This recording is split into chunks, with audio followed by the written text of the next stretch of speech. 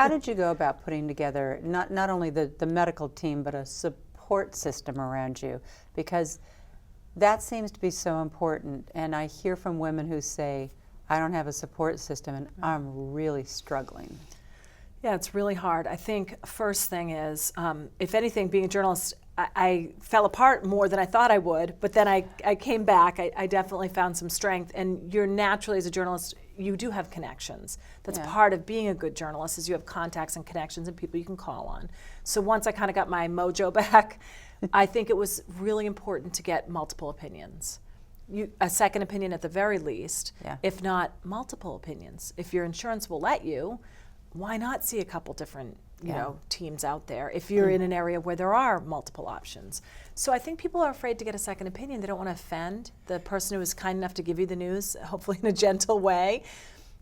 They shouldn't be offended, and it's your life that's on the line. It's your family that needs you to survive this. It's so important, though, I think, to hear you say this, because I think there's this, I don't know, I think in America we've always lived in a world where doctors were so revered that you don't want to offend them, and people feel that going for a second opinion is being kind of offensive to that first doctor. But the world today says, the medical field today says, always go get a second opinion. Right.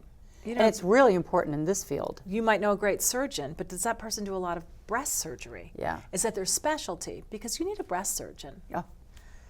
But for some people, it's the general surgeon that they've known their whole life, or it's a friend of a friend. But I think really you need to look, how many of these procedures does this person do? It's important to know that. But I saw multiple opinions, and I thought, I don't even know the language everybody's speaking. So with each appointment, I got a little bit more. My husband always said it was as if we were dumped into a foreign country.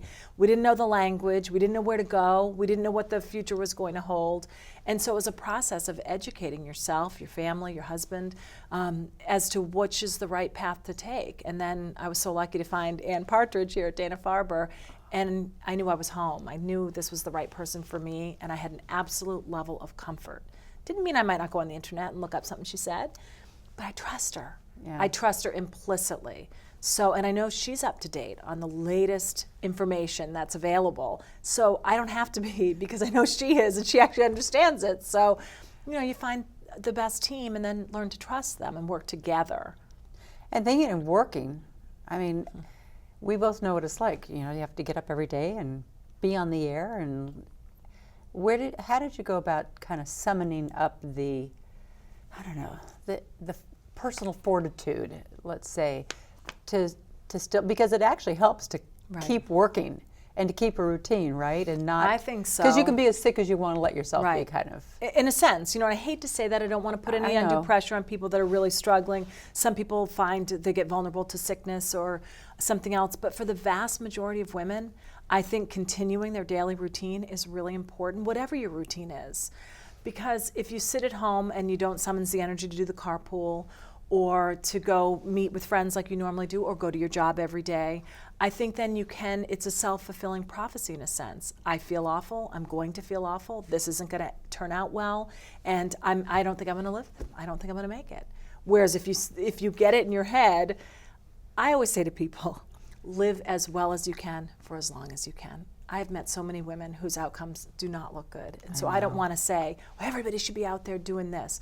Some people are facing the reality of a very difficult diagnosis.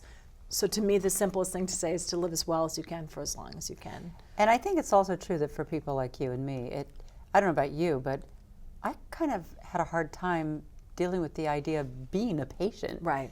Like, I didn't want to be sick. I didn't want to be treated like a patient, because I'm used to, I can take care of everything by myself and everyone around me. Right. Was it tough to kind of be that patient? I hated being a patient. I didn't want to sit in a waiting room. What do you mean it's going to take 20 more minutes? Let's go. Impatient. You didn't want to sit there. Radiation every day. Oh, set me over the edge. I don't have time for this. I don't want to drive in every day. And I know it only takes 5 minutes. By the end of radiation, I was out of juice. I just really thought, this is hard. Everyone will say, well, it's the easy part. Yeah. For who? I mean, maybe it's easy if you were lucky it was just surgery and radiation. But if you've gone through surgery and chemo. And then this radiation's at the end of this journey, and you got to go every day, and you got to sit in traffic to go or drive far from your home, it can be really challenging to get the energy to go every day and continue to face what you need to do. You run out of steam a bit. And I see, like me, you went through 16 weeks of chemotherapy and then the 6 weeks of radiation. Right. And then, of course, the Herceptin continued. The So I was like here at Dana-Farber, like on the weekends, saying, okay, let's do it now, because I thought it was the easiest way to kind of keep it moving and get through it. And I think you don't want to get overwhelmed when you know you're going into surgery. You don't want to think about radiation. You got to kind of take it as it comes. Compartmentalize. Because it can be really overwhelming. And you had asked about support network. And I think by being open about it, you invite people into your journey. Because if you go into your house and nobody knows, first of all, people just assume the worst. They think, oh, it must be really bad, because we haven't heard or seen Kelley in a long time. And when you're out there and you're trying to just explain to people, okay, well, I've had my surgery. I can't lift things. This is what I'm dealing with. And yes, meals would be lovely. And, Sally will coordinate getting it. I have 3 sisters, so Melissa, Whitney, Tracy will let you know when you can bring them by and what might be helpful. I'll take that casserole. I'll take that casserole. Thank you very much. You're all much better cooks than I am. And people, I think they want to help. Yeah, I think so. You have in your head you're burdening people. Okay, let's talk about that, though, because I think that is a common thought. I was more concerned about burdening other people, Right. my husband, my friends, my kids, anybody, even my doctor, than I was concerned about myself. Right. Did you find that? You worry about it, and that's why I think it's helpful to have a friend or a sister or someone that you can trust deal with all that, because you don't need to take that on. Why should you have to worry a second about somebody being put out? I'll give you an example. My friend just got through her cervical cancer treatment, and she kept saying, no, I don't need a ride. And she was going in for radiation every day. I said, I'm sorry, you misunderstood me. I wasn't asking you if you wanted a ride. I'm telling you what day and what time to pick you up. Awesome. Because it's okay, I didn't mind. It's okay. I'm happy to drive you to the hospital for your radiation treatment. And I'll sit wherever you want me to sit. If you want me to sit in the parking lot, I will. If you want me to sit in the lobby, whatever. But it's hard to drive in every day. And I wanted to do something for her that was helpful. And I'm not a great cook, so let me drive you. I can drive. I know Boston. So I think people do want to help, and I think it makes it easier if somebody else can be the coordinator of that. And there's great websites that can just let people sign up. And I find when somebody posts, Sally needs some meals, it's filled up before you can even get a chance to fill in the spot. Women want to help other women, Yes. and I think we're really good about that. And I don't think any cancer patient should feel guilty. That's what friends are for. That's what family's for. It's for being there at your darkest moment. And sit back and let people help you, knowing it'll come around. Chances are somebody's going to need you, and you're going to be just as happy to provide the support, and you may know better in the future what they might need because you've lived it. Yeah. Look what you've been able to do here locally, and with Dana-Farber, you're involved in all these different organizations now. For one of them for young women, correct? Tell me about that.